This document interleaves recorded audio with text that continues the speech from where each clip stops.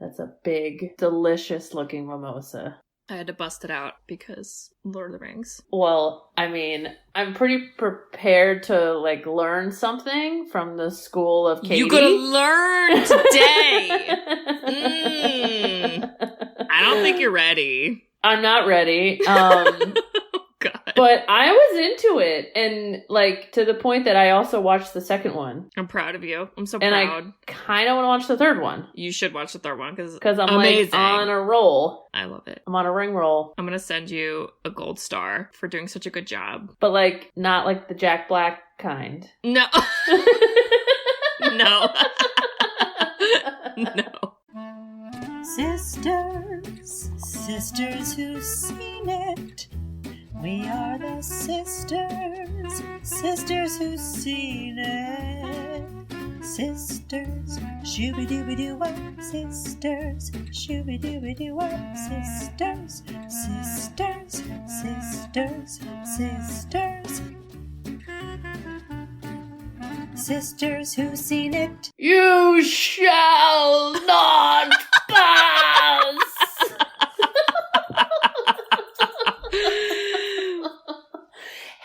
Welcome.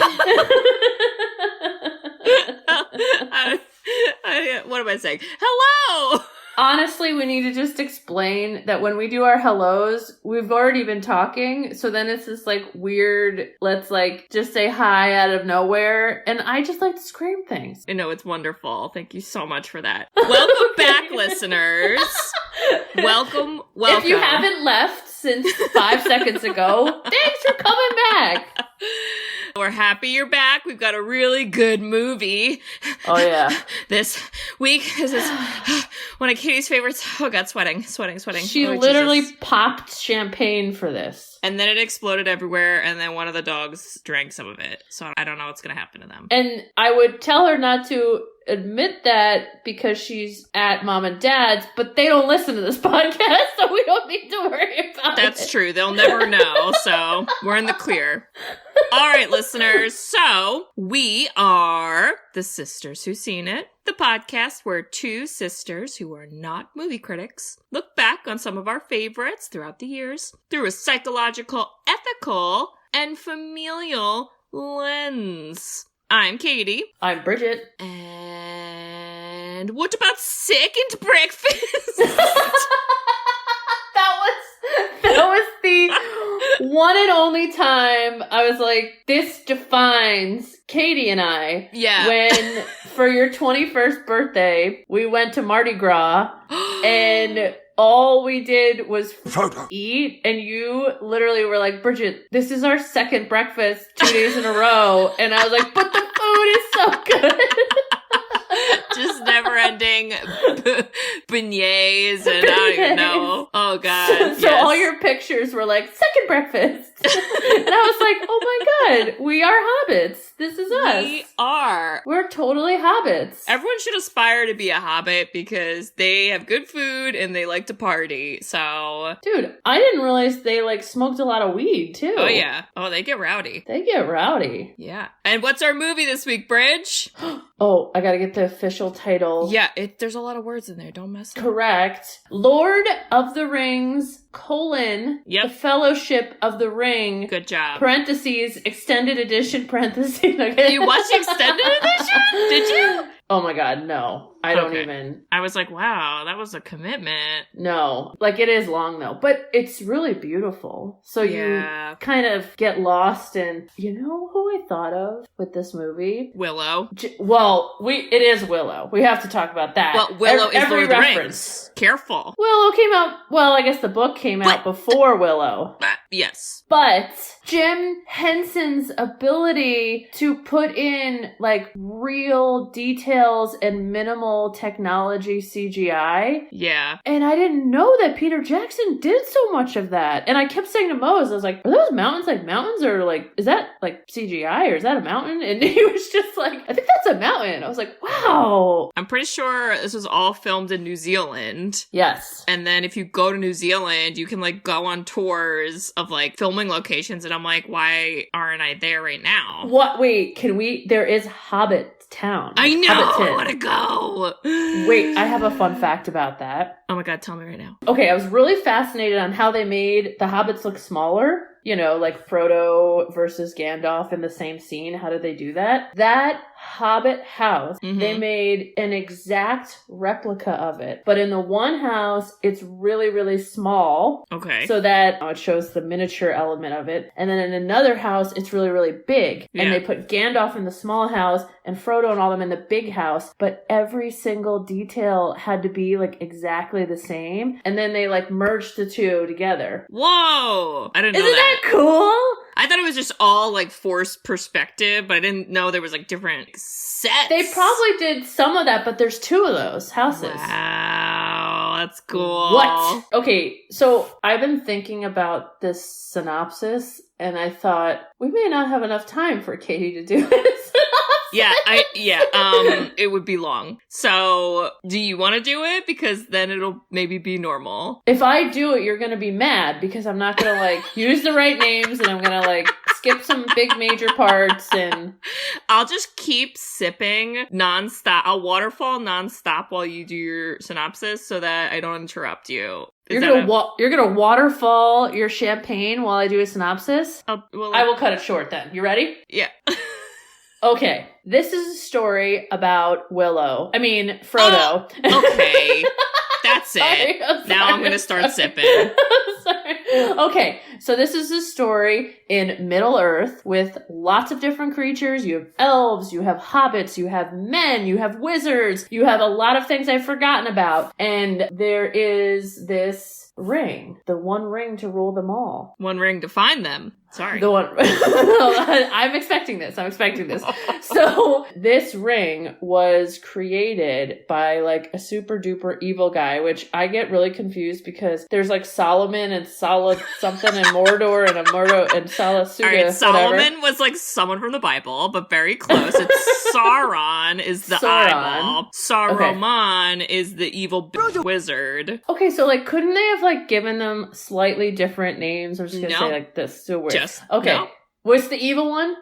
Sauron. So Sauron put like magical powers into this ring to be like the most evil ring of all time and rule them all. And anyone that gets it is going to be evil, but it's also very powerful. So all these people want it. Well, back in history, there was one time to get rid of the ring and people thought that someone did. And it was a man, and men are flawed. He's a little Frodo. Yeah. He's, as Katie said, he's a little Frodo. So the ring then exists and somehow gets passed along to all these different people over hundreds of years. And would you know it that Bilbo Baggins in the Shire, which is where the hobbits live, has had it for 50 years? 50, 60, yeah. So at this point, he's decided that he's gotten old enough and the ring kind of like keeps him alive and gives him all these like magical powers to live longer. He's decided he's ready to like move on with his life and get rid of all his stuff, and the ring is a part of it. And so he gives it to his, here's what I didn't understand, son? Nephew.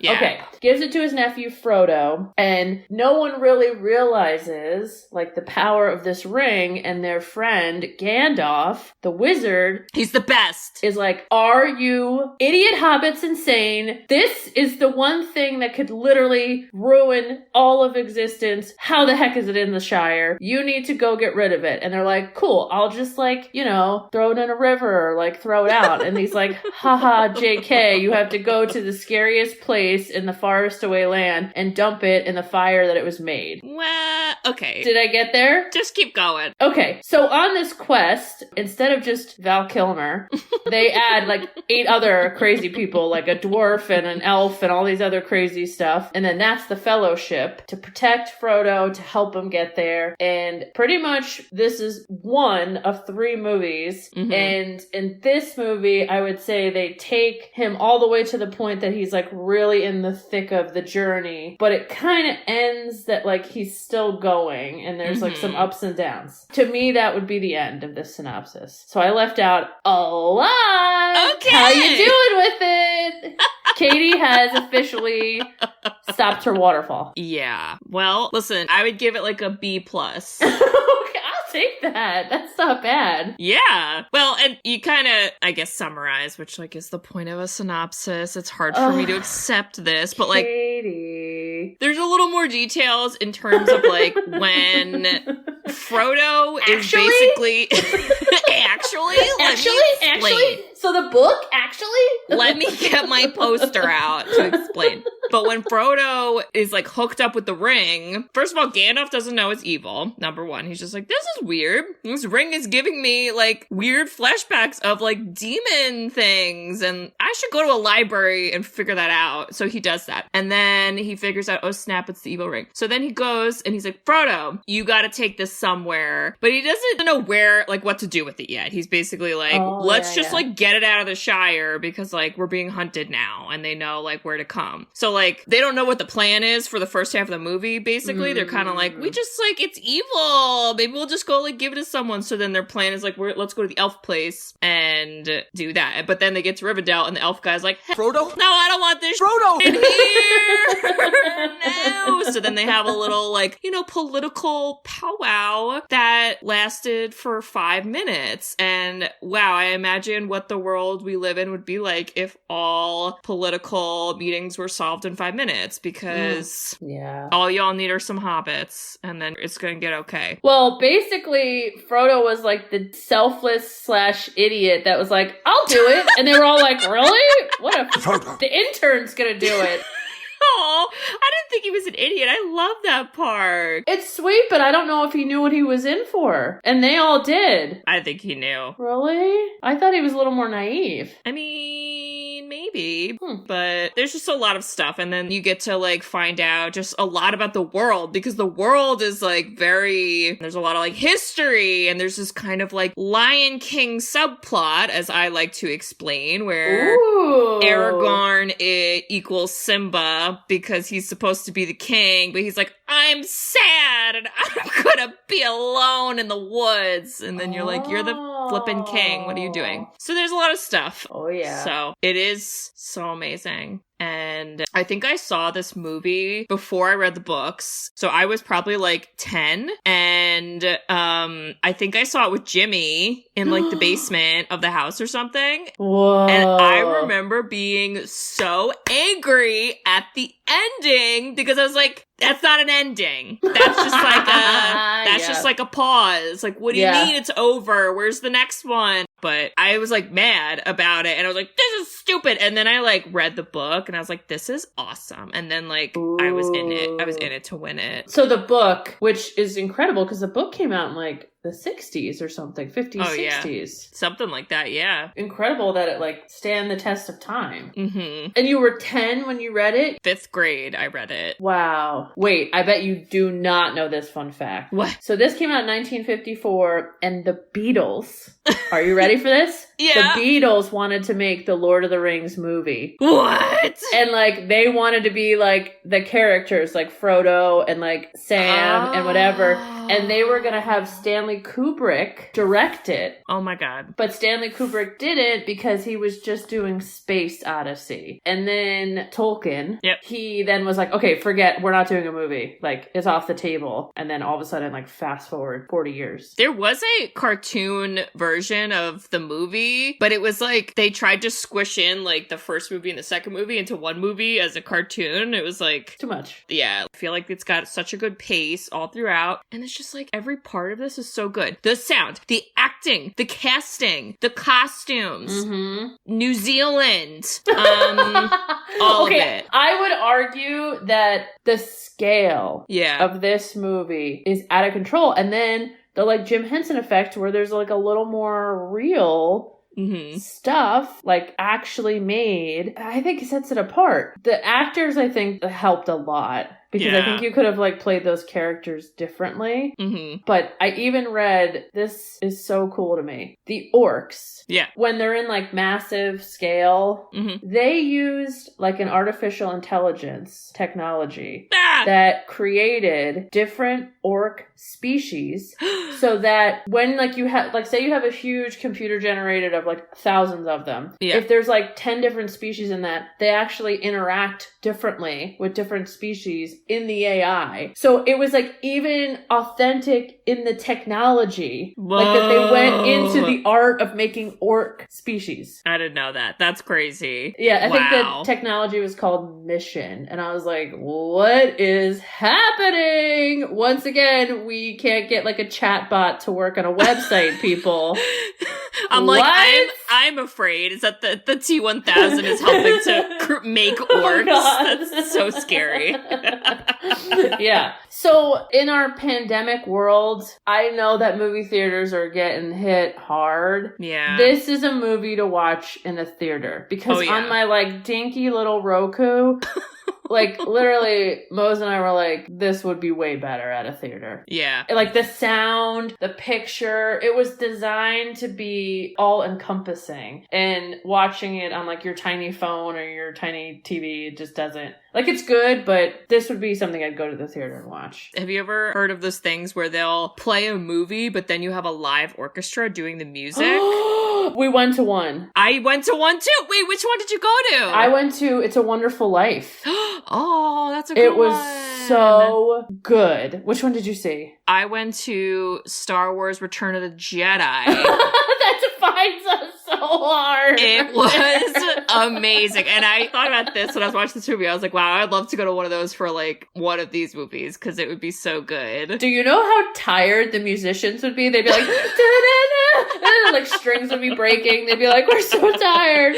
Okay, Kate, how do we even get into this? We cannot have a 3-hour podcast. No one's listening that long, although I love you, but like 3 hours is crazy. Do we go character by character? Do we go story arc? How do we do this? Because I think if we go like scene by scene, this will be 3 hours. I want to go scene by scene. All right. Let's do it. Well, we can I'm like settling in. We can go quick. Okay. In the beginning, the whole voiceover. Yes. One ring to rule them all. One ring to find them. If you gave me a multiple choice list of female actors and I had never seen this movie, I would never in my life think Cate Blanchett was in this movie. She's a very serious, stoic character where she's like, let me tell you all about these motherfucking rings.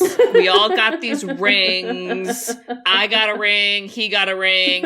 They got a ring. You know how Beyonce's like, put a ring on it? You don't want to put this ring on. You don't want to put the ring on it. And then she's like, but JK, LOL, none of our rings were that important because the bad guy deceived us / why didn't we know he was bad? There is a whole book. I haven't read it, but there is a whole book that is like a prequel to Lord of the Rings that talks about like Sauron, the evil guy. It's like all about the evil guy and like... Ooh. Okay, that would be a cool movie that comes out now. Mm-hmm. But she basically goes into, because all the other kings then are enslaved to find the ring. Only the men. The dwarves and the elves, I guess, were like, we good. Like, we're not corrupted. But the men are like, we're weak because we're men. Oh, so, my God. We're so flawed. And everyone's like, we know. You're still that way. So first of all, they were like scary people in hoods that you couldn't see their faces. So they're called ring wraiths. Ring wraiths. Say that 5 times. Ring wraiths. I can't. Yellow leather. So here's what I didn't understand about their characters is it was always like, oh, who are those people? They're like, are they ghosts? No, they're not dead. Oh, well, what are they? Are they alive? They're not alive. Well, how do you kill them? Well, you can't kill them. I was like, what? Half of the movie is them explaining what these things are. And I'm like, what? Like, they're scary, but also they really sucked at their job. They were so bad at their job. like, I was like, wait, you have one job that would like release you from this? And like, you really can't do this? Like, it's been around for hundreds of years. Like, that sucks for you. That one guy was literally above all 4 hobbits. He was like inches away and he got distracted by potatoes. Potatoes were thrown. He got distracted. Like, it's so hard for me not to say potato in a jacket. Fern Gully. Sorry, Fern Gully. Go back to that episode. I love it. Oh my god. Yeah, they were not great. And then you get the whole backstory about Gollum. It's very brief, and basically he used to be a hobbit, found the ring. Because he found the ring, he lived for like 500 years or some nonsense and got soups corrupted and was like literally a creepy little skeleton thing. And then the ring was like, you know what, Gollum? You smell. I gotta go. And then it leaves Gollum, and then that's how Bilbo gets it. That's how we end up where we're at today. I mean, do you hear yourself? That's the stupidest freaking story ever.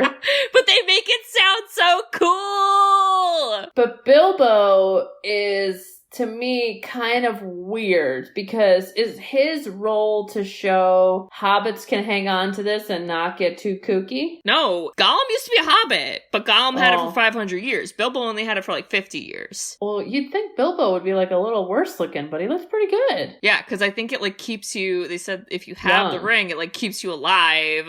Ugh. But then like once Bilbo like got rid of it, then he's like, I'm old! And Frodo's like, wow, Bilbo, you have gray hair. So old. I'm like, what's going on? Frodo was so, like, he was like a lapdog. He was like, hi, Uncle. Uncle, what are you doing? Uncle, you want to hang out? You want to go to, like, I was like, where are Frodo's parents? Is he just like an orphan? Like, what's his story? He might be an orphan. I think he might be. I don't know what happened. Okay. Very Disney. Like, I'm shocked, like, he doesn't have a dad and no mom or something. He doesn't sing a sad song about not having a parent. I like Elijah Wood in this movie. He, I think, nails it. But I also have this feeling that they, like, cast him because he has these really bright blue eyes. And, like, there's just so many shots of, like, him, like, close up, like, with a face. And you're like, we get it. Blue eyes are beautiful. We know. We have them. So, do you know who also auditioned for this role, who I thought would be great, is Jake Gyllenhaal. Whoa, that would have been so weird. That's like an alternate reality. Okay, right? But if you look it up, Jake Gyllenhaal didn't know that he should have like a British accent. So he like, when he did his audition, apparently it was so bad that they all were like, hey, do you know like you're supposed to have like an English accent? And he was like, oh yeah. And then he like tried to fix it, and like everybody was like, that was like the worst audition of all time. No. But I will tell you that, like, I could see Jake Gyllenhaal, like, killing that, too. And your theory on the big blue eyes that have that, like, glassy look to them. Yeah. Like, yes. Well, Frodo had blue eyes, Gandalf had blue eyes, Aragorn had blue eyes, and I don't remember if Legolas did, but, like, maybe. Well, I read that different elf species have different eye colors. Oh, I didn't know that. Oh, you did it? Bridget, you knew something I didn't. Wow, get on board, Good fan. job. Well, that's it. I'm done, folks. See you later. Okay. All right. So basically we find out the whole backstory, and then we get kind of cut to, okay, now we're in the Shire, which is where all the hobbits live, and we get to meet the best character of the entire series, Gandalf the Grey. Everybody clap it up for Gandalf. Clap, clap, clap. Clap it up. What? Okay, you like Gandalf because obviously he's like a super duper hero, but why are you like so obsessed with him? Just because he's like hero and awesome? None of this would be possible without him. He literally is the one that like made this all happen. Like connects it all together. Yeah. Like, we didn't even know this was an evil ring, and Gandalf was like, I guess I'll go to the library with my library card and, like, figure it out, because nobody else is. Jeez. I did have questions like, wait, why doesn't Gandalf just, like, destroy this now? And, like, I'm so confused. You can't destroy it. I literally wrote, Gandalf goes to the library? He does. He does. So, boys and girls, that's why you should support your local libraries. Because what if it has the solution to destroying an evil magical ring that's gonna burn up the world? But I think it's, like, funny that every movie does the same library scene where it's like they're all alone and then they have all these books in front of them. And I'm like, that's not how my library works. My library's like, you can't sit here, get out. Like, you owe us this money. Get out of here. Every time I go to the library, they're like, you owe money. I was like, how does this keep happening? I'm so confused. But, okay, so that's why you love him, because he really, like, brings it all together. I also felt so bad for him, because he goes and sees his boss, Saruman. Close. Solomon. 3 syllables. Goes to his boss and he's like, yo, dude. And then he's like, whoa, boss, you got like super evil. What happened? And that was like a very quick interaction where it was like, hey, let me go like consult with like my boss person, leader, whatever. And now he's like utterly evil. Like, how long did he not see him? I'm so confused. I don't know, Bridge, because that library excursion might have taken him like a couple months. I don't know. It seemed like it was far away. 300 years later, he gets through the Blackberry books. So that's Saruman is the wizard who like used to be good, and then he gets corrupted because they didn't really explain this very well in the movie, but like there's that like stone thing where he's like, yes, let's use this seeing stone, and Gandalf's like, no, and then Gandalf is like, oh, Frodo, evil eyeball is communicating via this little stone thing, and it corrupted my friend, and then that's what happened. And then they have a wizard fight. But hold up, let's go back. Oh yeah, because we missed the fun party. Were you gonna go back and say that the only reason that the one and only Mikey from Goonies, Sean Astin, is in this entire series is because he's a creepy peeping Tom and he like heard the story? Yes. That's the only reason he's a part of it is he heard it and then they're like, oh, I guess you'll come along. And he's like, oh, okay. I'm Mr. Frodo. The best part of that scene too is right before that, you literally see them like drunk leaving the bar. So you're like, okay, so y'all are drunk. And now we're gonna go on this magical quest right now. Also, Sam, did you get drunk and like fall in a bush? I don't understand. Cause like we've all been there, but like, if they were going to like a taco truck or like a pizza joint, like I would follow it. But what is he going to his house for? Unless his house has food and he wants to have some drunk munchies. I don't know what was happening, but he was there. And, you know, again, Gandalf is like, you're going to Frodo, come along. Frodo! He's like, fine. And he's like, listen, since I was a kid and then in the movie Rudy, I make the most epic inspirational speeches. So Truth. like you have to have me along because like Frodo's going to lose hope. And that's what I've been doing since I was a child actor. And everyone's like, cool. Yeah. I want to fast forward to, as you screamed, wizard fight! Wizard fight! Because I was like, so he's super duper evil that he could basically like take over Middle Earth, create all these armies, but he can't beat up Gandalf. But he's Gandalf's boss. No, the wizard can't take over Middle Earth. He's Saruman, not Sauron. I know, but like he's doing all the work for him and he's like, right? He's the puppet. I'm like, he's really making stuff happen. I mean, he's a pretty loyal soldier, but... Cut down a lot of trees. Yeah, but like Gandalf and like can beat him? I just thought it was like, oh. Well, I don't know the answer to that. All I know is Gandalf gets put on a roof, and this is a great example why we should try our best to be nice to bugs, because who knows when they will help us out and go tell a magical giant eagle to save us from a rooftop. I'm just saying. Okay. These are things you gotta think about, right? I read in like someone's critique of this movie, they're like, hold up. It's about the eagles and the flying? Yeah. They're like, wait, Gandalf's got some Frodo? evils and little dinky Frodo and Sam have got to walk miles and miles up mountains. Why can't we just use an eagle? Is there something in the book about that? Yes, because in the book, the eagles politically don't want to be involved. So they're like, leave us the Frodo. Oh, they're annoying. Yeah, so that was the whole thing. Yeah, and then they start their quest. So now they're cooking, except for the Willow brownies. What? Who's the brownies? Mary and You mean like personality-wise they're the brownies? Because agreed. They were just like those two. Yes. They're Pippin would be the Mousehead guy. And Mary would be the other guy who's like, no, like, you're drunk. You're a ding-dong. Yeah. Yeah. What are their names? Mary and Pippin. Mary and Pippin. So, I gotta say, though, they're very much presented as, like, comic relief, and I think most of this movie they are, but, like, I love how they're in here. They just add some little... Yeah. Spice. They add a little spice. They add a little spice. Yeah. Yeah, and they're also like, I don't know, like when there's a fight, they're like, we're in the fight too. You know what I mean? Like none of them are like, no, leave me alone. Like they're all like, whatever, we're just gonna like be included. Here we go. I mean, they very much like needed like a cause, and they jumped on Frodo and Sam's journey and were like, well, now we're part of the fellowship. We're not invited to the meetings, but like we're still supporting it. Yes. Yeah, I'm with you. And they bring up second breakfast. Second breakfast. What about 11's? Luncheon, afternoon tea, dinner, supper.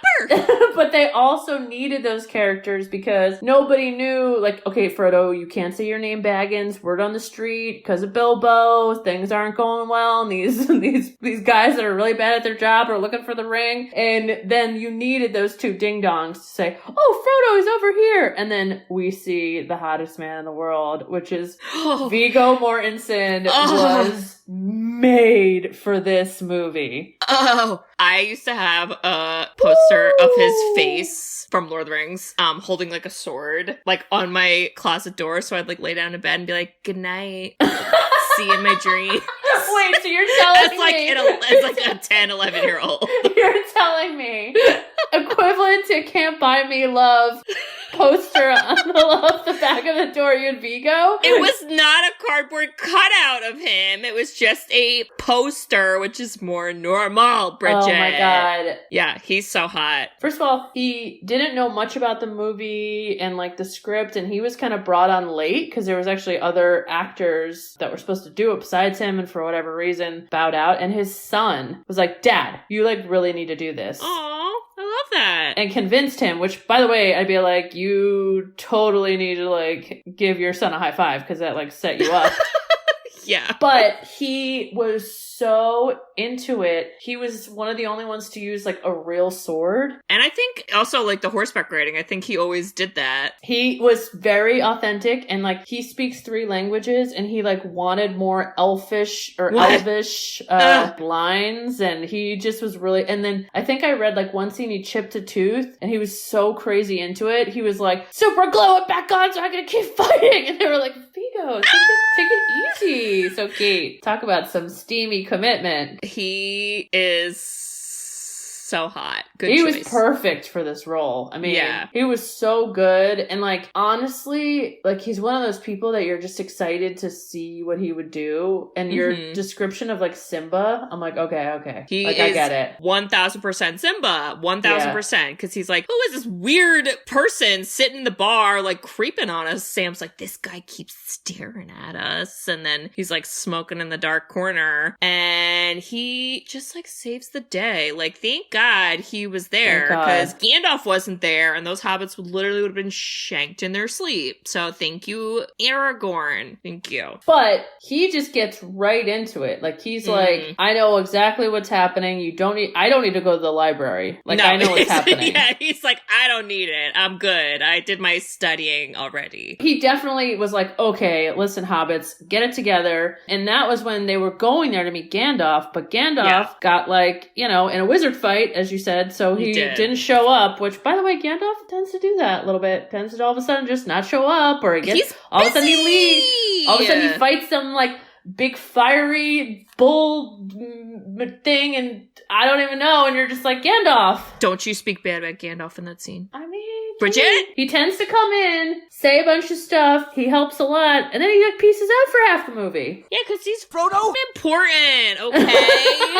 He is VIP. Leave him alone. All right, well, thankfully Aragorn is there, because he basically is like, yo, hobbits, I just met you. This is crazy, but we're gonna go on an adventure into the woods. And so then they are in the woods, and then, again, Merry Pippin, and Sam was kind of involved with this. They get to one spot, and they're like, hey, we got a great idea. Let's make bacon at 3 in the morning. Also, I don't think we're high. I think we're just doing this because we're hobbits and we're hungry all the time. We don't realize a fire will attract things. Yeah, and then lo and behold, all the ring wraiths are like, we found you in 1 second. Here we come. I swear, if you took the T-1000 and you gave, like, the GPS skills of the ring wraiths But then once they find him, you gave him the T-1000 skills to actually kill Frodo and get the ring. That would be the most epic thing of all time, because the T-1000 needed their GPS, because they could always find him pretty well, but then they just sucked at their job. They were not good. And even when they're like, all right, you got 4 hobbits on a rooftop, they're literally like 3 feet tall or something. I feel like we can go get it. And they're just like taking their time. Then Frodo is like, oh, I'm gonna put on the ring again, even though like every time I did it, it was scary, but like whatever, I'm gonna do it. And then he gets, shanked in the shoulder. Oof. So you deserved it, Frodo. Don't make stupid choices. But then Aragorn comes in and saves the day because he's the best. He literally fights off all the ring wraiths. And he throws a torch in one of their heads. And it's awesome. Yeah. It was cool seeing the, like, ghost view, like the Beetlejuice view of them. I like how they did that because the whole point of, like, if you were to ever use the ring like that. Because, like, if you hear that idea, you're like, that's cool. I could go invisible whenever I want. Like, I'm going to do that all the time. But then, like, you go invisible and you're like, oh, everything is, like, scary and demonic. Never mind. Like, I don't like it. No thanks. So, yeah, so Frodo got stabbed.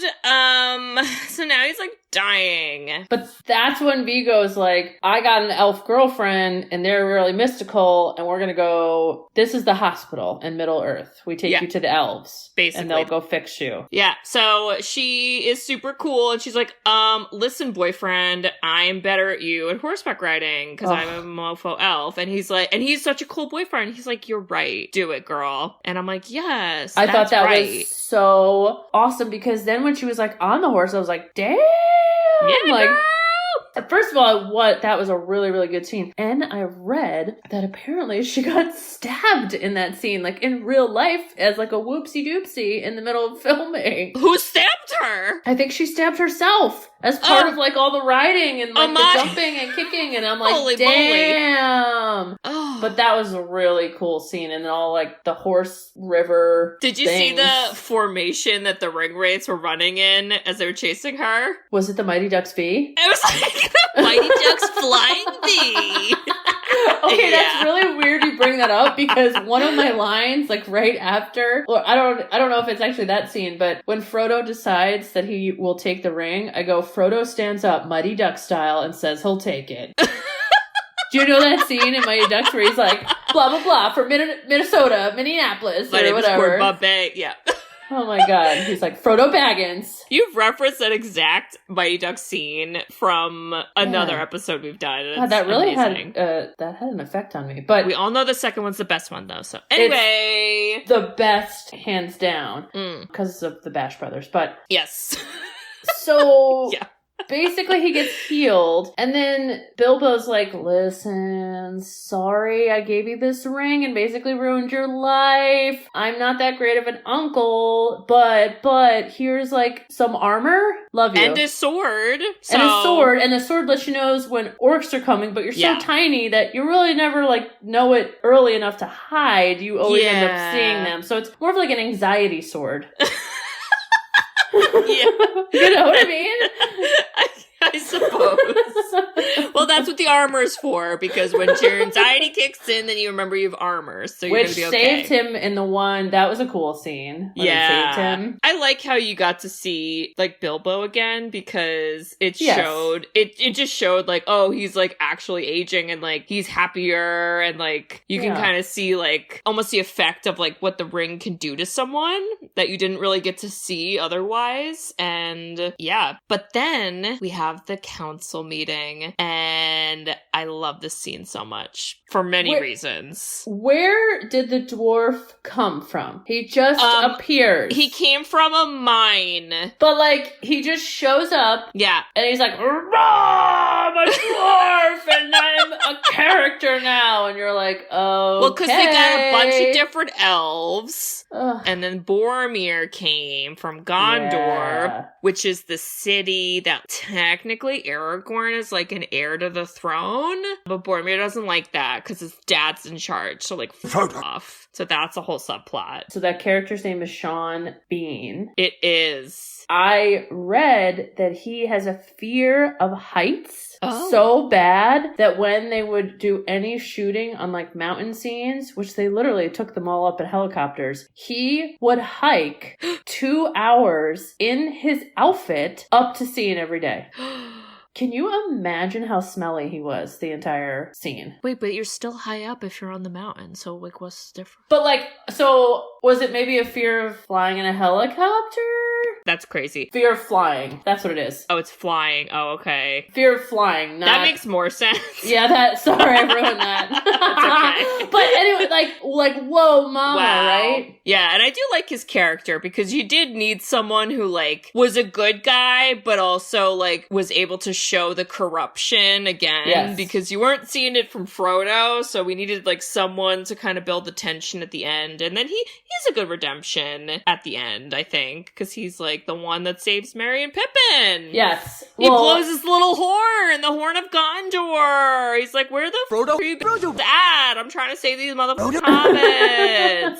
But, like, your point, like, Viggo Mortensen was never gonna turn. He wasn't gonna. Legolas was not gonna. And, like, Gimli, I guess, like, could have, but he, again, was kind of, like, comic reliefy, so. Let's go back to Orlando Bloom. Oh. He got this job 2 days after graduating from acting school. What? Can you imagine? That's wild. People are like, hey, what are you doing this summer? It's like, oh, I'm in my local production of Annie. And he's like, I'm in this film. It's called Lord of the Rings. I don't know. It's going to take 4 years. We'll see what happens. I would love to see Orlando Bloom in Annie. That's a separate note. Anyway, now that you've planted that seed. Oh, Katy Perry's Annie. Sorry. They're right. He, like, blew up, though, I'm pretty sure, after this movie, Yes. because he was then in the Pirates of the Caribbean movies and probably some other stuff I can't remember, but... Okay, the only thing I didn't love is, like, his elf eyes see things, and like, Viggo Mortensen's like, what do you see? And he's like, the river of water, mountains, stars, and moon. And you're like, what? What does that mean? I felt like that was a little weird. He had a lot of, like, strange reactions, because he, like, wouldn't show emotion, but you're like, wait, but, like, we're all emotional. Like, so when Gandalf, spoiler alert, Gandalf dies, but, like, not really, but, like, kind of. Everyone is crying, and then he's just, like, making, like, a... He's like just making like a confused face, and you're like, face.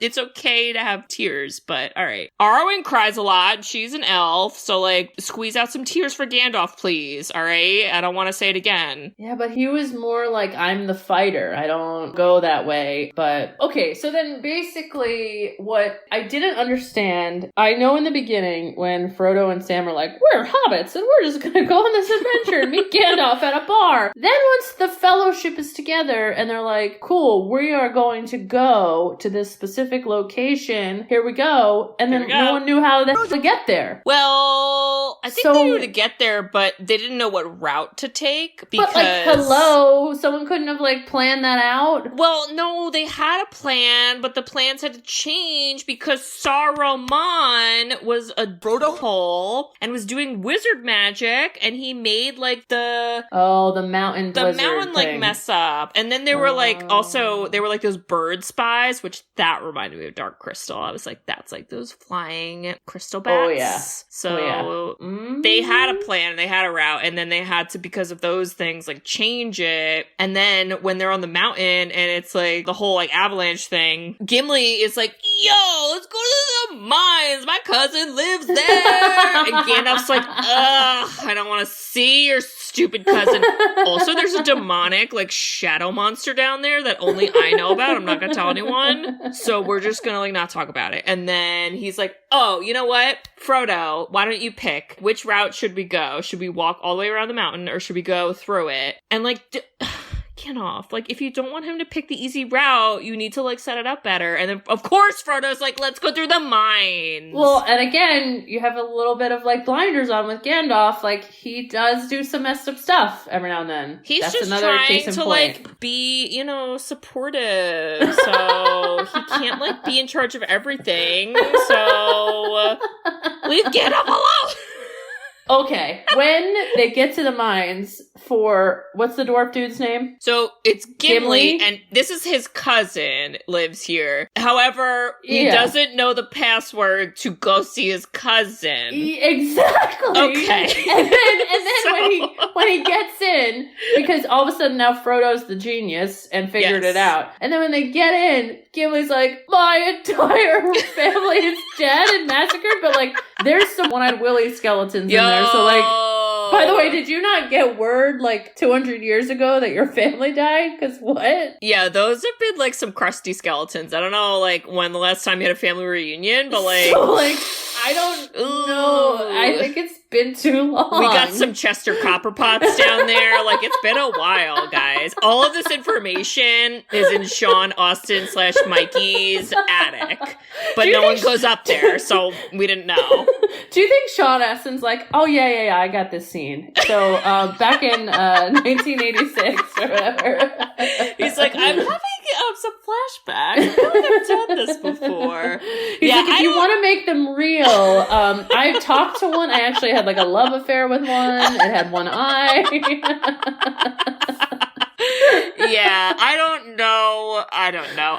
Yeah, they're all dead. And then they're all like, oh, Frodo, this is terrible. Let's leave. But then there's like a Kraken, like Pirates of the Caribbean style Kraken, foreshadowing for Orlando Bloom. Ooh. And then they're like, JK, let's go back in the death mine. And then they get stuck in there. And they're like, now I gotta... Frodo? Fine. Oh my god. This is horrible. That was very scary. Yeah. So that scene, they like travel through the mine, and then Gimli's like, oh, yo, this is the room with my cousin. And I'm like, Gimli, we've been in here for like 3 days or some bullshit, and you haven't seen anyone. I feel like your cousin's dead. Well, and like Gimli, again, you kept ignoring the family reunion. You never called back grandma. Like, stop pretending this is your family and you're close.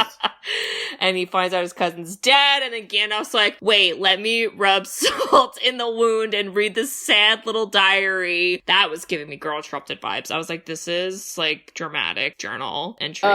First of all, I'm sorry, but who was the film person that had to do the scribble as like the last line?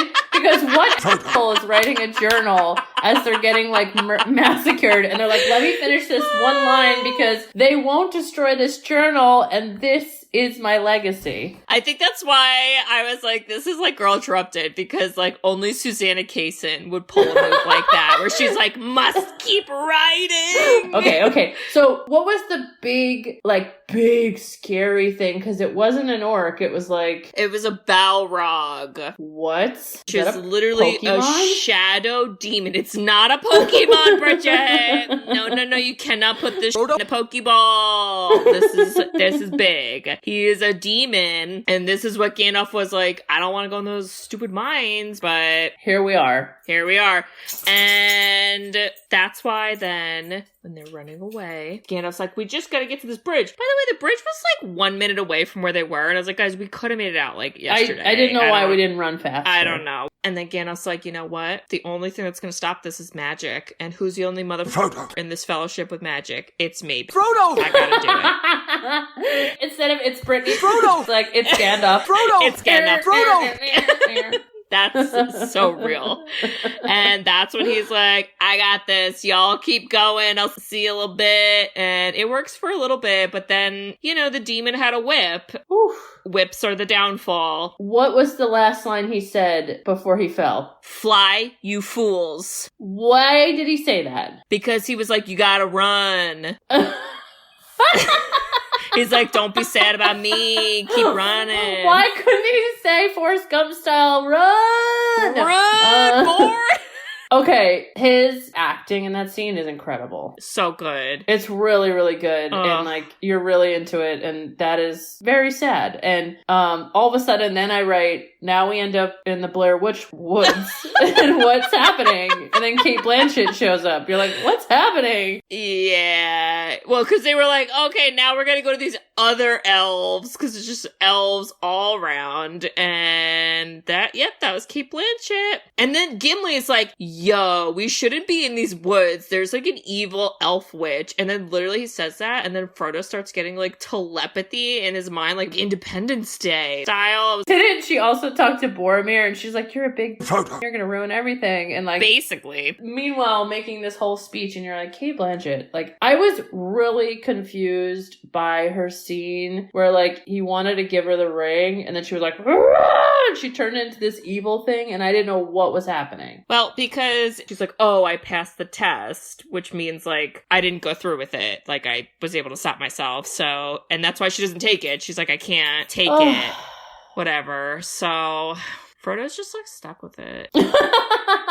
Yeah. I was definitely getting some Sarah Connor's Terminator 2 Death and Destruction vibes out of her. She was like, Frodo, you are the only hope because men are evil and all men are evil. And you're like, Kate Blanchett, we get it. If you do not find a way, no one will. And I'm like, well, Frodo! Talk about pressure! Woo! Also, you just showed all of his friends and family going through a genocide. So that's horrible. And she's like, this is what'll happen if you fail. Also, no pressure, but you better figure it out because, like, look what's gonna happen. Won't you feel bad? That's all on you. All of it's on your little back. Your 3-foot high back. That's on you. He's like, all I got going for me is my blue eyes. Like, I don't... He's like, I could do a mean cry. I'll tell you that. I could blink. I could keep them open longer. Like, what am I working with here? He does have that cool armor, though. Let's not forget. That was pretty cool. Yeah. Okay, wait. So then they leave Kate, and she's like, here's some light. And then they're like, okay. That's very important in the third movie, so write that Oh. down for the test later. Okay. Isn't this the test? I don't know. And the whole time, Orlando Bloom's like super paranoid. Like he like hit up some Hobbit weed, and he's like, guys, we're being followed. What's happening? And you're like, Orlando, what? But also he has this magical elf eyes, so like, why are we listening to him better? Because Well, like, he's right. But I also was like, so I don't understand your power. Like, sometimes you know stuff, sometimes you don't, sometimes you miss obvious things. Like, I don't understand. So, first of all, those big statues when they were on the boat. So cool. Never ending story. Did you get that Yeah, except I didn't have to see any boobs this time around. Thank God. Woo. vibe? I love it. But then that leads them into, they get split up, and then it's like an orc scene, right? Or like Frodo. Yeah. Frodo is so annoying because all he does is wander. He's being a little emo boy. He really is. He's like, I'm gonna go, like literally every 16-year-old ever is like, I'm just gonna go over there and like be in my own music video and like this is important. And you're like, come back here to the group that can protect you. I love how they're all like, where's Frodo? I'm like, guys, isn't this You've like we're one all job. here for him? Like you have one job. It's one job. It is. So way to suck. And then Boromir's with him, and then he goes in his whole like, oh, you look so burdened. Let me help you. I'm gaslighting you, Frodo, in the woods. Yes. / just give me the Frodo ring. And Frodo's like, no! And then Frodo kicks him in the face. And then Boromir is like, oh my God, I'm so sad. I regret everything. And then it's like, JK, we don't have any time to talk about this because there's like orcs coming. And that's what splits them, right? Then they all get split up because you're like, this is the worst thing ever. And Frodo's like, listen, Sam, I'm gonna go on this boat alone. I got this. And Frodo, again, why don't you stick with the pack? Yeah. He basically is like, I have to leave because the more that I'm around other people, the more likely it's going to mess stuff up because of this ring. He's like, so if it's just me with the ring, there is less chance of it like ruining things for other people, basically. So that's kind of like the rationale. So that's why, because he doesn't want to go with Sam. He's like, I'm going to go by myself. So when Sam like chases after him in the water, and I go, Sam attempts suicide due to his codependent relationship with Frodo. Yep, basically.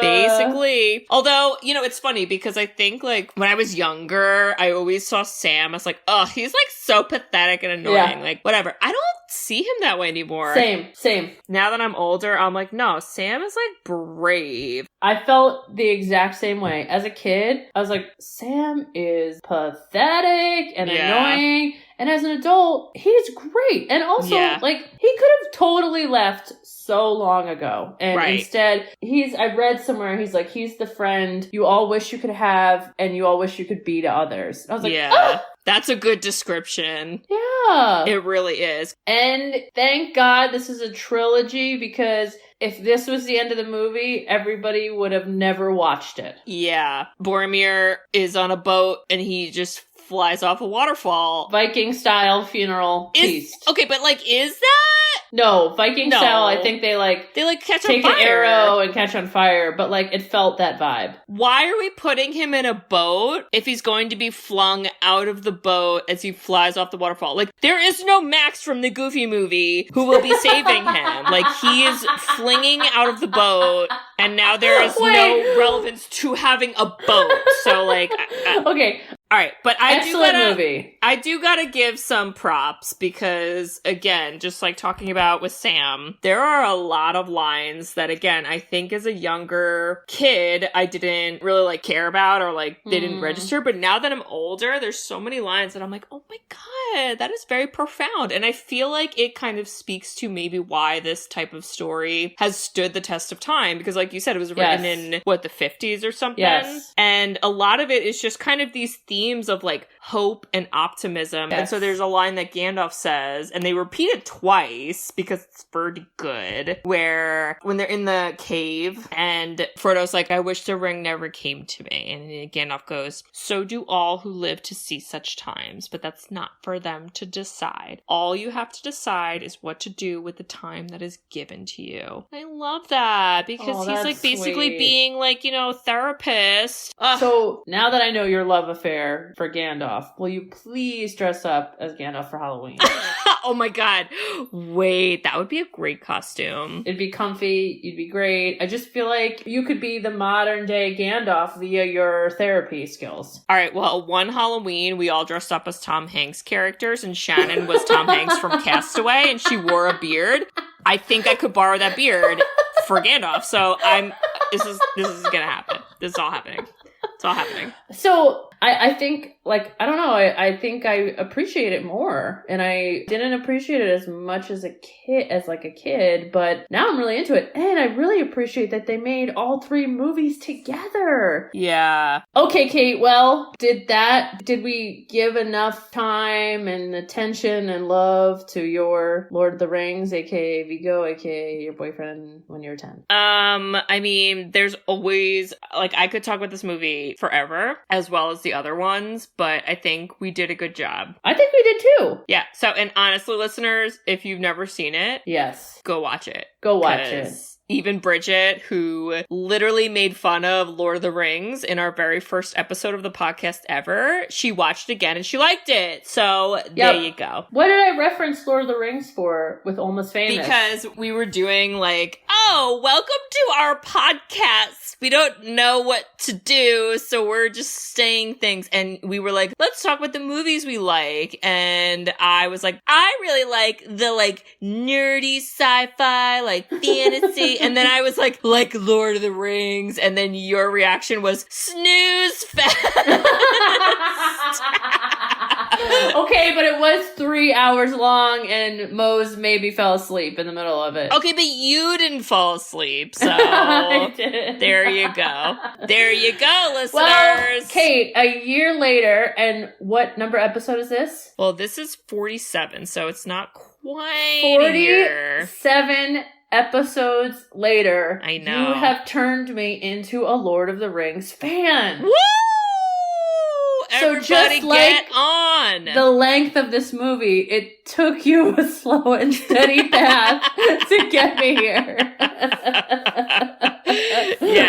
Yes, exactly. So, well, Kate, I want to know what's the next movie? Okay, so I'm going to ask you a question that will help determine which pick I give you, okay? Ooh, so is it like going into the mines or over the mountain, and Gandalf style you have like an answer in your head, or is it really I get to pick whatever I want?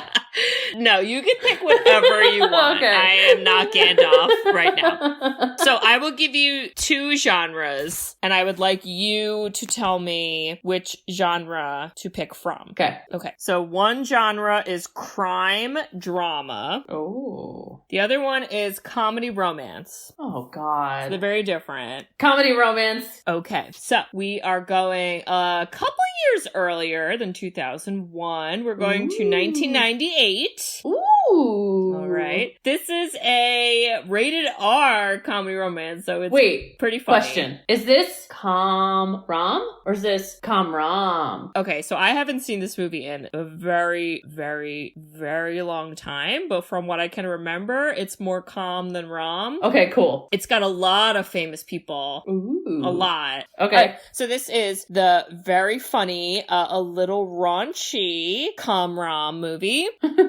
There's Something About Mary. Ooh, yes. So that's they have the main people as Cameron Diaz, Ben Stiller, and Matt Dillon. We have done none with those. No, Kate. Cameron Diaz, The Holiday. Oh, okay, yeah. But Cameron Diaz, I feel like had early Cameron Diaz, and then she like took a breather, and then she became cool Cameron Diaz. So this was early Cameron Diaz, where she didn't really get to act. She just had to like look pretty. So I kind of understand thinking of her as 2 people at that point. She kind of acts in this movie though. She's funny in this movie. Yeah. This is a great movie. I feel like Ben Stiller has a certain type of comedy you have to be into, and I'm excited to watch it as an adult. But like Matt Dillon, I'm like, what the heck? I don't know. I can't even remember any movie I saw you in, brother. It was probably Wild Things, but I didn't watch Wild Things. I just watched it on Pen 15. So does that count? I don't think it does, but that's what it was. So. Wow. Oh, I love it. It's gonna take me back. This is gonna take me back. Yeah, I have not seen this in so long. Like, I would have never thought of that movie. Yeah, well, that's why I needed a genre. So I'll put the other one in my pocket for later. Woo! I am curious of what a crime drama is and might Google it, but it's fine. Okay. I mean, there's a lot of movies like that, but sure. So, Kate. Bridge. I just want to let you know. Yeah. If somebody gave you an evil ring that then you had to take and save the rest of the world from basically obliteration, I would totally go with you. Thank you, Bridge. I would swim. I would go to the bar with you. We'd smoke some weed. And like, I'd be like, don't trust that. What's Boromir? Boromir? I'd be like, that Boromir, I don't know about him. But Gandalf seems cool. And Aragorn. Get his number. Well, and Bridge, I just want to say, if we were camping out and hiding for our lives from 9 evil zombie demons that were hell-bent on murdering us, I would refrain from making bacon. Yeah. Wow, Kate. All for you. Even if you were like really hungry and you like wanted to make a fire, I would just wait till like second breakfast. Like I wouldn't need to do it at you night. just have a beignet. You don't need to cook it. It'd be have fine. a beignet or 2 or 4 or 500. Yeah. Do you also remember we made a promise to each other about Mardi Gras? Do you remember what we said? I forget how old we are, but we're going to come back as old ladies and dress in the outfits. Yeah. And like show up at Mardi Gras, but like we didn't actually show up in like cool outfits, but we were going to like come back in outfits. But maybe they should be Lord of the Ring outfits. I'll dress up as Gandalf. You can dress up as whatever you want. I'll just tell everyone they shall not pass every time we're walking in the street. Do you know how fun that would be in Mardi Gras with a bunch of drunk people if we just constantly told people you shall not pass? Oh my god. And I could hold all the beads on my staff. Also, do you remember riding the bull? Do you remember riding the bull? I rode a bull? Yes. No, I didn't. Yes, you did. No, I didn't. Yes, you did. No way. We were at some bar and it was like we were having fun. No, you went on a bull for like 3 seconds. There was barely anybody around. It was like the lamest bull riding experience ever. And you literally got on and like rolled off. And I was like, okay, she's safe. Let's get out of here. Did I have to pay for that? Oh my god, I'm so embarrassed. Maybe, but like, oh my god. But like, it was like nobody was even watching us. Like, we just went in the corner, giggled, you got on a bull, you fell off. And we went back to the front of the bar and stood and watched the parade. Oh my god, that was so fun. Can we do That that? was so fun. I want to do that. Sooner than when we're older? That's fine. Let's do that. I love that. Kate, this was fun. This was fun. We've made the commitment to the podcast, so I can make a commitment to a 3-hour movie. Am I right? Yeah. And listeners, if you also love giving up 3 to 9 hours of your life for Lord of the Rings, like us, you should write us a review. We love reviews. We love written reviews. You can pull a J.R.R. Tolkien and write us a review in prose or Elvish. Don't do that. Write it in English. Elvish. I want to see Elvish. Christ. Okay, well, Bridget wants Elvish. I want it to be nice. So, like, make it nice. They'll make it nice in Elvish. Okay, so we love that, and we really appreciate that. Actually, we did get another review recently on Apple Podcasts. It was not a written review, but I still love you, whoever you are. I love you! If you wrote words, I'd know who you are and I love you, but I don't know who you are and I still love you. So thank you for doing so. It means a lot. I love you. And we also have a website, so you can check us out on there, sisterswhoseenit.com. You can go on the front page. If you scroll down, there is a form you can fill out to request a movie for us to do. So if you have a very burning passion like I do about Lord of the Rings, but you have it for another movie, write it on there and we will do it. Yeah, we'll do it. We will. So you can get on there. You can read more about us. And there's some other links we got too. If you really like us and you think like, oh my God, how did these women watch 3 hours of a movie? Yeah, how? Well, it's because of like caffeine. And if you want to help us with our endeavors, you can buy us coffee symbolically. We have a Ko-Fi website, which is basically you can donate money, and that's so appreciated. It really is. We've had a couple of donations already, which is like really nice, everyone. Thank you for that. Yeah. We've shouted out those people, so if you want to again be shouted out, like get on there. We're ready. Totally. So we love all of that. Boop, boop. Listeners, we'll see y'all next week for There's Something About Mary, and spoiler alert, it's not Mary, our sister. Don't be a sicko. Yeah, sicko! You're a sicko. Don't be a sicko. It was just her birthday, so happy belated birthday, Mary. It was. Happy belated birthday, Mary. Mary's only 20 years old. Homegirl can't even drink. Oh my God, Bridget. Whoa. Should we take her to Mardi Gras for her 21st birthday? We have to go to Mardi Gras for her birthday next year. Wait, this was why we did this episode and second breakfast, and then her birthday, done. It was so cosmic. Mary, we're going to Mardi Gras whether you like it or not. Woo! Bring your Gandalf staff. We're doing dress it. up as Gandalf. Don't worry. I love you. I love you. We'll see you next week. Bye-bye. Bye-bye. Thanks for tuning in to Sisters Who've Seen It. You can listen to us on Spotify, Apple Podcasts, or wherever you listen to podcasts.